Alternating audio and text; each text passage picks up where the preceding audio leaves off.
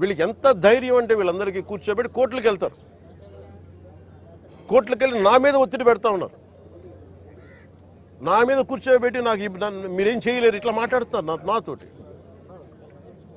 నేను ఈరోజు ఇందాకే చెప్పాను, ఫస్ట్ దీనికి సంబంధిత పోర్ట్ ఎవరు, CEO ఎవరో, ఈ స్టేక్ హోల్డర్స్ ఎవరు, వాళ్ళకి నోటీసులు పంపించిన వాళ్ళకి ఆ షిప్ని సీజ్ చేయండి. నేను I want right a letter to home ministry. Amit Shah గారు లెటర్ రాద్దాం అనుకున్నాను. ఇది మోస్ట్ వల్నరబుల్ పోర్ట్. ఇది మ్యారిటైమ్ సెక్యూరిటీకి, నేషనల్ సెక్యూరిటీకి చాలా ఇబ్బందిగా ఉంది. ఇక్కడ కీ ఇన్స్టలేషన్స్ ఉన్నాయి. ఇక్కడ ONGC గ్యాస్ నిక్షేపాలు చాలా కీ ఇన్స్టలేషన్స్ ఉన్నాయి. తూర్పుగోదావరి జిల్లా అంతా, ఉమ్మడి తూర్పుగోదావరి జిల్లా అంతా కేజీ బేసిన్ ఉంది. ఒకప్పుడు ఉగ్రవాదులు మనం కూర్చోబెట్టి బాంబేలో పెద్ద నగరాల్లోకి రావాల్సిన అవసరం ఏం లేదు.